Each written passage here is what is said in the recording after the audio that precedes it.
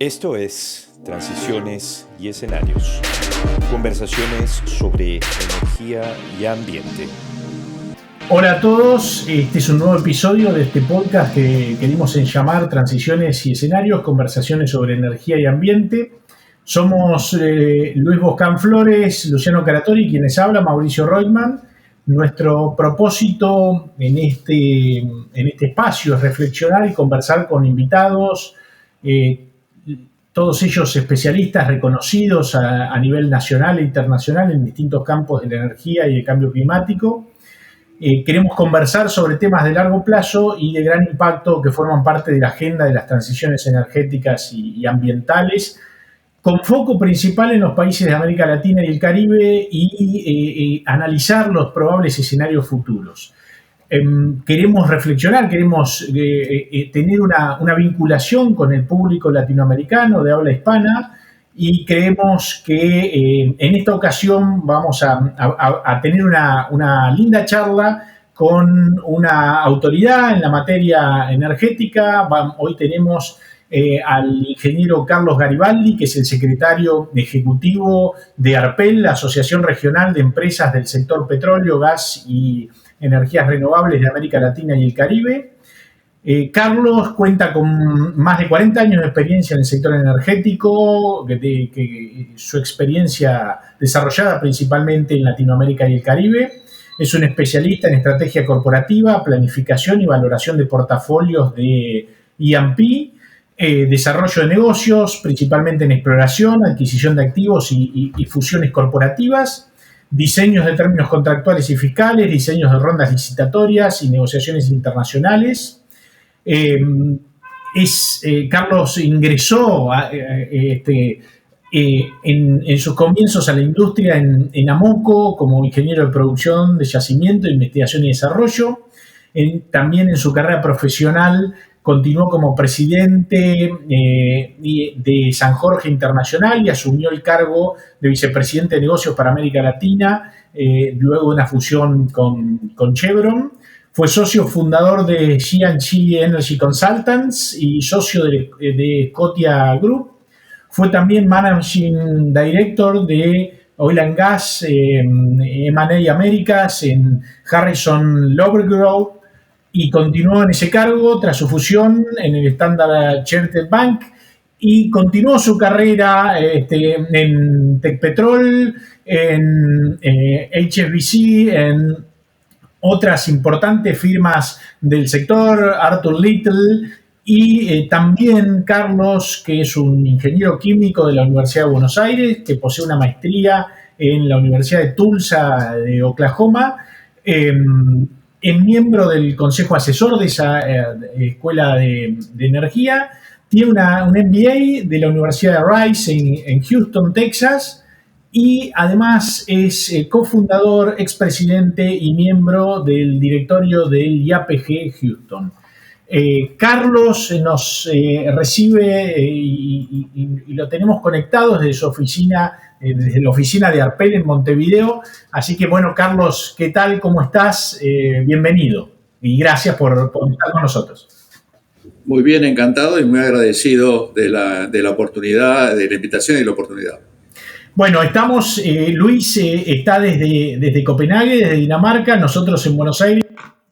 Pues la primera pregunta que le quisiera plantear a Carlos para interés de nuestra audiencia es ¿cuáles son las principales oportunidades y desafíos que presentan a los que se enfrenta la industria de petróleo y gas en América Latina, tanto las compañías públicas como privadas que hacen vida en ARPEL, ante la transición energética? ¿Cuáles son los modelos de transición energética que están llevando adelante estas compañías? Y además, considerando que pues, en muchos sitios del mundo se está produciendo petróleo y gas, teniendo cada vez más relevancia el impacto ambiental que se genera en esta actividad.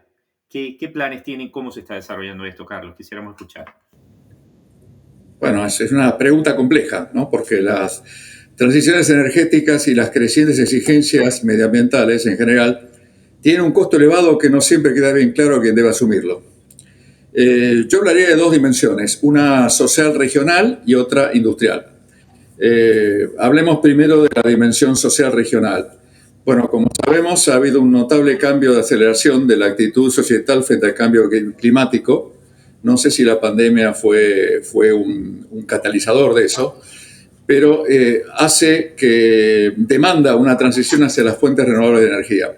Esa actitud social es liderada por los países europeos y es reflejada por sus empresas petroleras de bandera. Todas se han embarcado en esa transformación.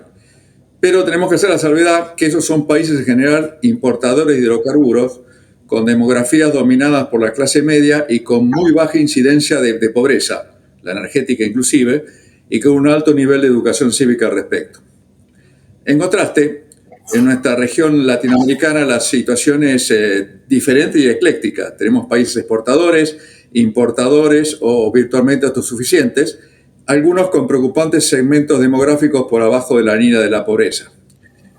Y eso pasa porque los mix energéticos de los países de la región son muy diversos en función de su dotación de recursos, infraestructura, nivel de desarrollo económico, geografía, clima, demografía, sistema productivo, configuración industrial, aspectos culturales con respecto al consumo de energía, etc. En consecuencia, cada país tiene un punto de partida muy distinto con respecto a las transiciones energéticas y, por lo tanto, debería seguir un camino propio que tenga en cuenta esas especificidades. Es muy importante que la reestructuración de las industrias de la energía de la región no perturbe el desarrollo económico, el valor de los aportes sociales que éstas proporcionan. Para lograrlo, las políticas de transiciones energéticas más apropiadas para cada uno de estos países de nuestra región deben estar orientadas por una visión integral de las metas sociales, económicas y ambientales. Entonces, no solo no aplica la receta europea, sino que tampoco hay una receta latinoamericana o única para la región. Hablamos entonces, nosotros nos gusta hablar de transiciones energéticas en plural, porque son a medida. Ahora, si pasamos a la dimensión industrial, pensamos que globalmente, al mediano y a largo plazo, y a pesar de los incidentes geopolíticos que provocan ansiedades sobre seguridad energética, la tendencia a las transiciones energéticas es inexorable. Me preguntaste por los desafíos que eso conlleva para las empresas públicas y privadas y diría que son dos los desafíos primero. Bueno, el primero y el obvio es armonizar la lucha contra el cambio climático con la necesidad de monetizar los recursos naturales para un crecimiento económico sustentable.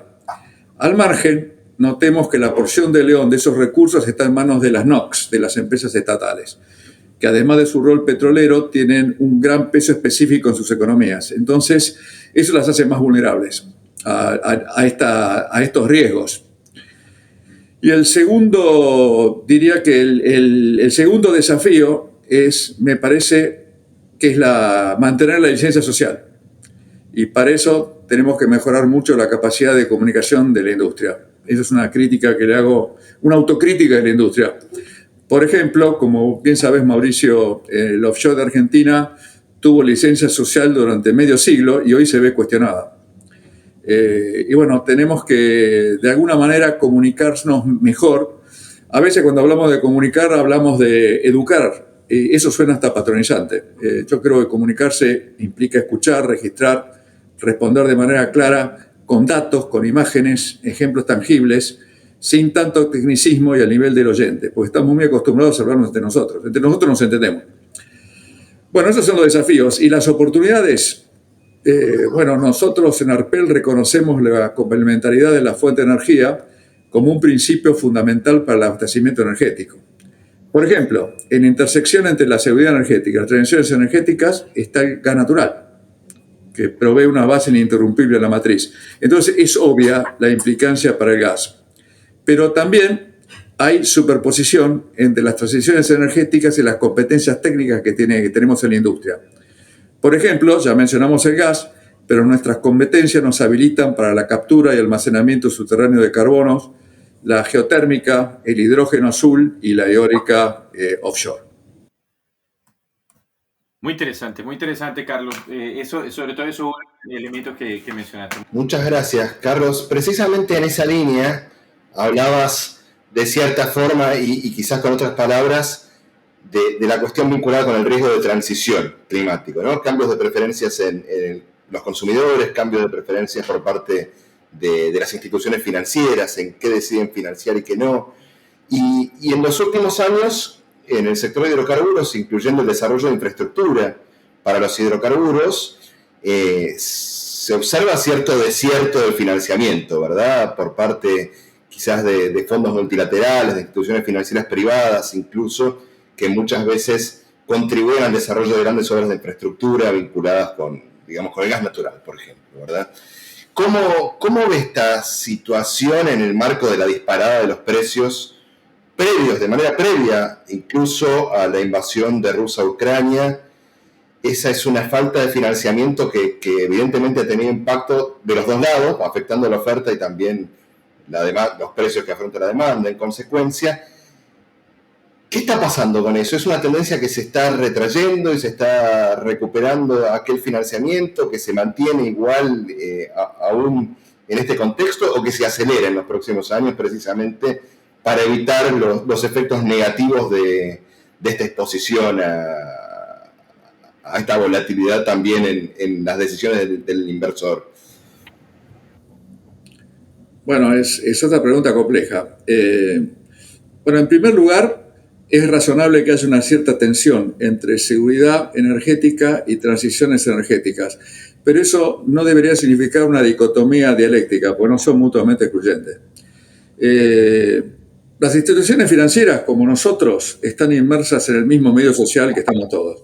Entonces tienen que satisfacer las expectativas de sus clientes y empleados, también lo de sus accionistas, no solo las ambientales, sino también las pecuniarias. Y también las del regulador, que les impone límites de riesgo a sus portafolios. Eso lo sé porque trabajé para instituciones financieras, para bancos que se dedicaban a oil and gas. Todo eso hace que el manejo de su portafolio sea muy complicado. Algo que he observado es que, aunque ese capital se retrae del sector, deja más espacio para el private equity, que por su naturaleza no sufre tanto escrutinio social. Luciano, me preguntaste antes y después del evento de Ucrania. Y sí, es cierto, la caída viene de antes y se ve en la trepada de precio antes del evento ucraniano. La caída de inversión de los proyectos petroleros en beneficio del sector eléctrico de fuentes renovables era dramática ya antes de esa guerra. De los casi 500 billones de dólares en 2019 pasamos unos 350 en 2021, siendo las petroleras mayores y globales quienes más recortaron sus inversiones, de 140 billones en el 2014 a 70 en el 2021, la mitad. Y recordemos, como parámetro, que el consenso es que la industria de oil and gas necesita invertir unos 400 billones de dólares al año durante 10 años para mantener su producción. Billones americanos, no miles de millones. Siempre parece que no aprendemos, porque siempre que la industria del upstream deja de invertir, chocamos contra una pared de precio en la energía, que por supuesto afecta los costos de toda la cadena industrial, desde los fertilizantes, pasando por el cemento, el acero, a los productos de consumo. La crisis de Ucrania cambia estas cosas con la ansiedad que hay ahora por la seguridad energética. Y bueno, no nos gusta hacer futurología, pero lo que sí sabemos es que no hay que confundir lo coyuntural con lo estructural, el ruido con la señal, la volatilidad con la tendencia. Aunque, por supuesto, si una situación coyuntural se perpetúa en el tiempo, se puede volver estructural. Pero como dije, creemos que en un estado estacionario, en el mediano o largo plazo, el camino de las transiciones energéticas es inexorable. Ahora, de cualquier manera, el mantra parece ser que la transición energética se logra asfixiando de capital a nuestra industria y que la escalada de precios haría más competitivas a las energías renovables. Es un poco forzar la transición o acelerar la transición. Pero los que piensan así no se ponen en el lugar de los países en vía de desarrollo, porque seguimos castigando a la oferta de los países en desarrollo, pero no los hábitos de consumo en los países desarrollados, que son los grandes contaminadores. Por ejemplo, he escuchado decir a una de las empresas europeas, las grandes, que el desarrollo tiene que ser responsable, pero no hablan de consumo responsable. Esa es una situación, me parece, inherentemente injusta. Por ejemplo, Latinoamérica y el Caribe necesita energía de suministro confiable y a precios accesibles y genera solamente 4% de las emisiones de carbono. Tiene inmensos recursos hidrocarburíferos y no debería pagar la fiesta que hicieron los otros. Y como dije, no hacemos futurología, pero si me torces el brazo, aventuraría que vamos a seguir en un ambiente de volatilidad. Para mí la volatilidad es más crítico que la tendencia, lamentablemente, en el que el ritmo, pero no el rumbo, de las transiciones energéticas se va a tener que equilibrar, porque la ley de gravedad siempre triunfa, ¿no?, con la necesidad de suministro confiable de energía. Entonces, supongo que pondría eso nuevas presiones para capitalizar los hidrocarburos, porque lo que todos tenemos en claro, y no discute nadie, es que en ningún escenario de que carbón neto cero hay una matriz que pueda prescindir del petróleo y del gas. Entonces estamos hablando de una transición y no de un reemplazo, y como varios han dicho, es un I y no un O. Es decir, vamos a necesitar, si sigue aumentando la demanda de energía, con el crecimiento demográfico, con el crecimiento económico, vamos a necesitar de todas las fuentes de energía. Muchísimas gracias, Carlos. Gracias, Carlos. Estaba escuchando lo que planteabas recién y bueno, en línea con lo que decía Luciano y con lo que vemos fundamentalmente de las instituciones multilaterales de crédito. Yo recuerdo el año pasado reuniones de la secretaria del Tesoro de Estados Unidos con los presidentes de los bancos multilaterales que actúan en la región, de BID, de Banco Mundial, de CAF, donde Estados Unidos también tiene participación. Y la pregunta ahí para vos es, ¿tiene sentido financiar el gas en función de lo que preguntaba Luciano recién y tus reflexiones posteriores? Y al mismo tiempo, de la mano con esa pregunta general, una pregunta particular: ¿qué sentido ves que tiene y cómo ves que puede evolucionar la integración gasífera del Cono Sur? El Cono Sur más Brasil, estoy hablando, de la mano también de la reforma de Brasil, de los recursos de Argentina, de los recursos de Bolivia, de Chile, de la situación de Uruguay. Digamos, ¿cómo ves ese primer punto, si tiene o no sentido financiar el gas, si esas instituciones de alguna manera vos ves que van a mirar de otra manera el financiamiento de infraestructura de gas, y cómo ves en particular esa integración gasífera del Cono Sur? Bueno, sí, contesto primero la primera pregunta en cuanto al financiamiento del gas, que me parece inentendible que restrinjan la capitalización de deuda o de patrimonio para el gas, cuando nosotros vemos, como dije, al gas como parte de la solución y no parte del problema. No es lo ideal, pero cuando hablamos de transición, todos sabemos nosotros que es el combustible ideal de transición. La energía renovable está creciendo exponencialmente. Están bajando los costos, aumentando las eficiencias, y eso es maravilloso y es admirable, y habla de la creatividad y que tenemos los ingenieros que estamos en la industria de la energía. Pero empezaron desde una base muy, muy baja. Y tampoco podemos extrapolar ese crecimiento infinitamente, porque está limitado por las leyes de la naturaleza. Hay un límite al diámetro de las aspas de un molino, por ejemplo, o de la capacidad de una celda fotovoltaica. Los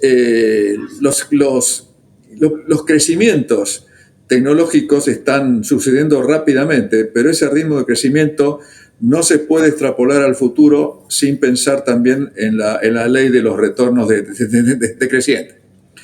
Y como alguien dijo, creo que fue Shell, cuando no hay sol, viento, lluvia, seguimos estando nosotros. Es decir, hasta, como dije, hasta en el escenario más agresivo de carbón cero y el más optimista de la generación y crecimiento de la tecnología renovable para generación y para acumulación, no solamente el gas, sino también el petróleo tienen lugar en esa matriz para el futuro concebible. Ahora, vuelvo al tema de la comunicación. ¿Cómo puede ser que en la psique popular y en la psique política y en los bancos, el gas siga siendo clasificado como en el mismo balde de combustibles fósiles, ¿no? Como el carbón y hasta el petróleo? El gas es una tecnología madura, es limpio, es accesible, es seguro, es confiable y, como dije, nos da una base estable para la generación y también es el input para el hidrógeno azul.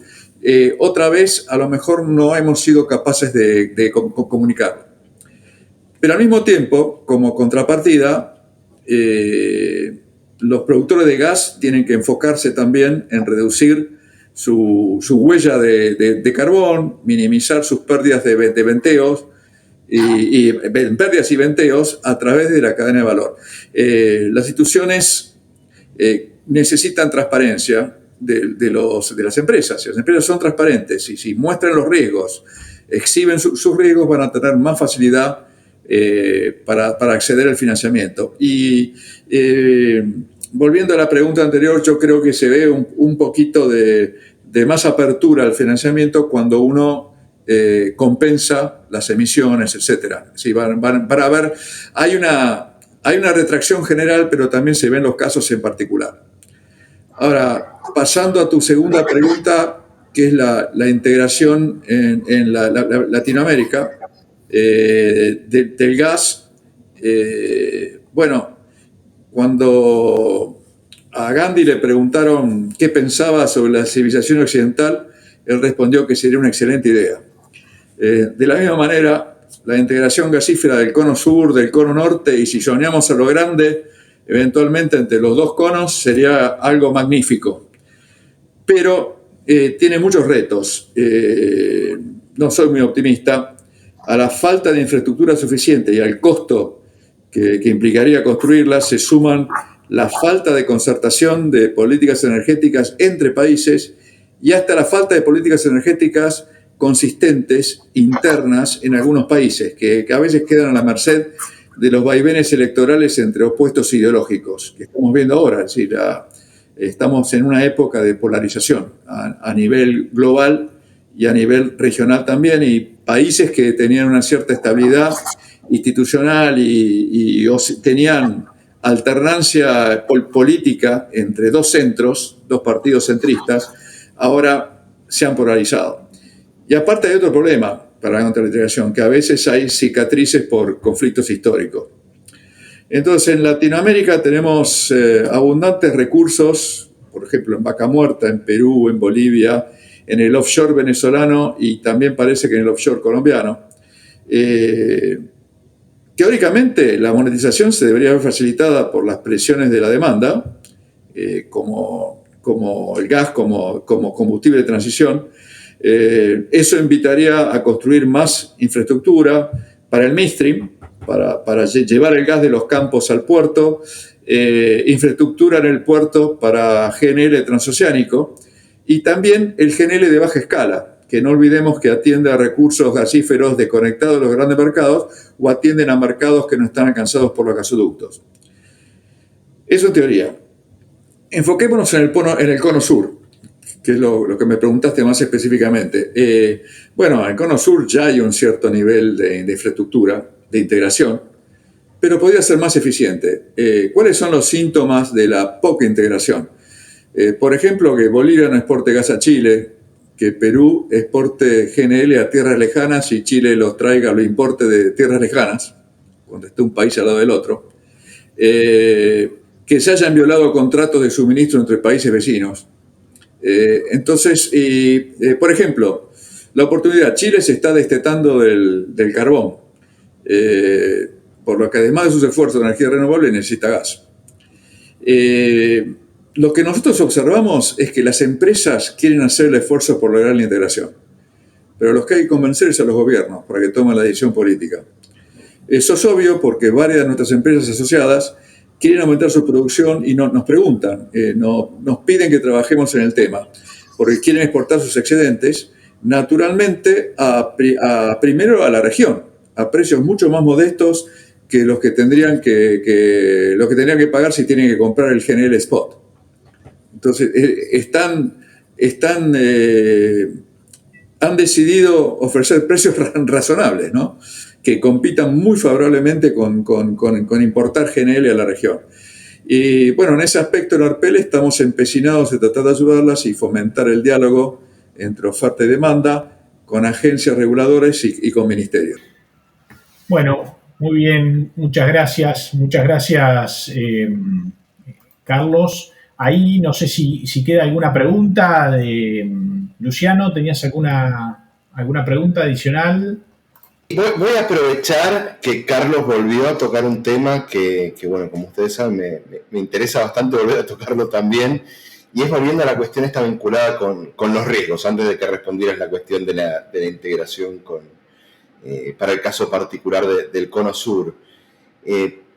Está comenzando a acelerarse la cuestión vinculada con solicitarle a las compañías, no solamente a las instituciones financieras, sino también a otras que tienen sus portfolios de alguna forma bastante expuestos a la regulación vinculada con el cambio climático.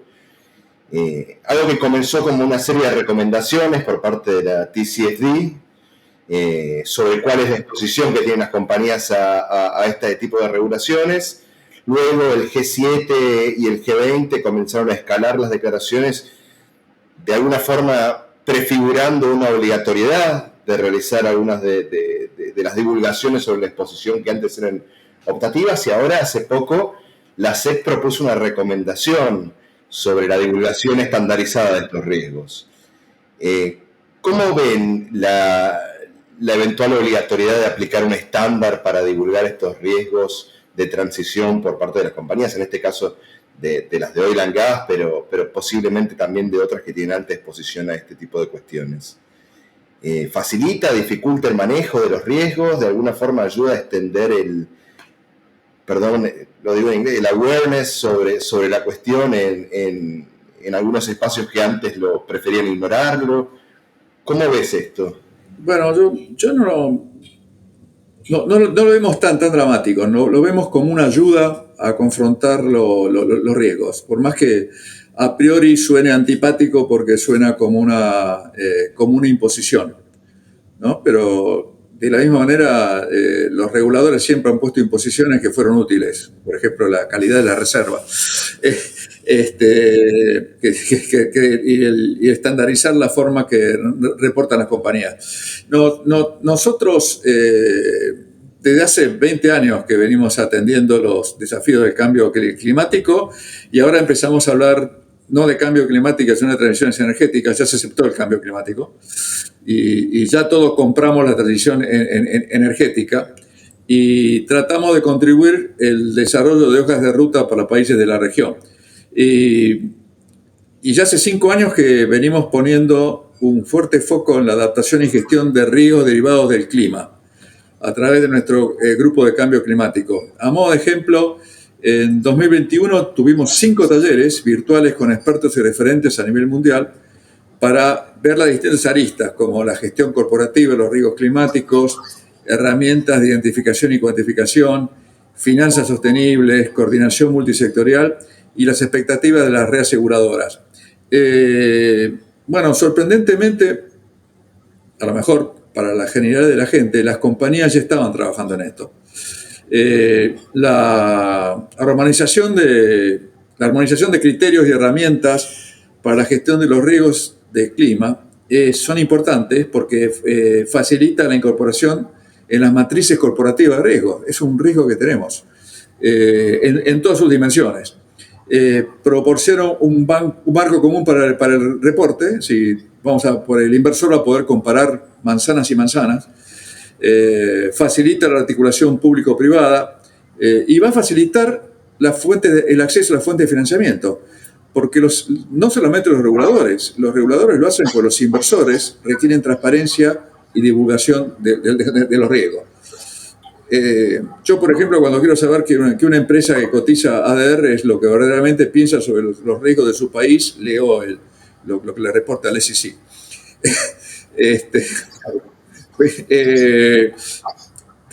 También afecta la contratación de seguros y reaseguros de nuestros activos, etcétera. Así que hasta afecta sus costos. Y el riesgo de cambio climático tiene que estar incorporado en los procesos de planeamiento estratégico corporativo. En resumen, consideramos que la aplicación de un estándar o marco común de referencia facilita el manejo de los riesgos de transición por parte de las empresas del sector. Y como dije, muchas de ellas ya vienen trabajando en ello a pesar de no contar con estructuras reglamentarias que se los exigieran. Muchas ya aplican sus competencias de excelencia técnica, reduciendo su huella de carbono, evitando venteos y pérdidas, compensando sus emisiones plantando árboles, etc. Entonces, vemos a la iniciativa como algo positivo, pero, ya de que viene el pero, como con toda regulación, se tiene que aplicar bien. Es decir, tiene que ser bien aplicada porque uno siempre alude a las buenas intenciones, pero sigue siempre vigente la ley de las consecuencias no intencionadas. Se me ocurre una, por ejemplo, imaginándome, si una empresa opta por deshacerse rápidamente de sus activos más sucios o contaminantes, eso le sirve para mejorar su imagen, satisfacer un estándar o mejorar su scorecard, pero eso nada le sirve al planeta si lo transfiere a un operador que no está alcanzado por el SEC, que por eso tiene bajo escrutinio social, porque es privado o porque no vende productos al público, y sí, a lo mejor tiene estándares excelentes, pero a lo mejor no. ¿Qué pasa si no tiene mejores estándares ambientales? Es decir, resolvió su problema la empresa que cotiza en Estados Unidos, pero no se resolvió el problema a nivel contaminación. A lo mejor. Clarísimo, una especie de fuga de carbono entre compañías. Sí, claro. Sí, transfiriendo una transferencia de riesgo. Bueno, quiero agradecerles muchísimo a Carlos Garibaldi por la oportunidad de conversar con él. Creo que ha sido una conversación muy interesante. Me permito hacer un muy breve resumen de lo conversado. En primer lugar, creo que Carlos nos hizo ver que la miopía no paga, que es muy importante mantener las inversiones en el sector de petróleo y gas. Me llama mucho la atención el dato que da de 400 mil millones de dólares solamente son necesarios para mantener la producción y sin embargo pareciera que siempre vivimos en un ciclo de boom and bust con la inversión. Ese es un elemento. Me llama mucho la atención y que Arpel pues ve desde una perspectiva muy positiva cómo el petróleo y el gas no son excluyentes con respecto a la transición, sino que más bien forman parte de la transición, son complementarios para la transición y se están embarcando en esta transición. Eso me parece muy, muy interesante. Me llama muchísimo la atención la observación que hace también sobre la dimensión política y la dimensión social de los problemas que estamos discutiendo, sobre todo en una región como América Latina. La dimensión social no puede obviarse, es de grandísima importancia. El escrutinio social al que están expuestas las distintas compañías, así como la responsabilidad social que va mucho más allá del término limitante que se tiene, sino es la contribución fiscal que tienen muchas de estas compañías para el gasto social en la región de gran importancia. Hace mención también a los posibles activos varados que existen por allí a lo largo y ancho de toda la América Latina, los posibles activos varados y a cómo, por ejemplo, un mayor diálogo, una mejor comunicación, una mayor integración, un mejor entendimiento pudiese contribuir a incrementar el rol de petróleo y gas, del sector petróleo y gas, como elemento coadyuvante y no limitante a la transición energética. Con esto nos despedimos. Agradecemos muchísimo la participación del día de hoy, a la audiencia por escucharnos. Esto fue otro episodio de Transiciones y Escenarios, conversaciones sobre energía y ambiente. Hasta luego.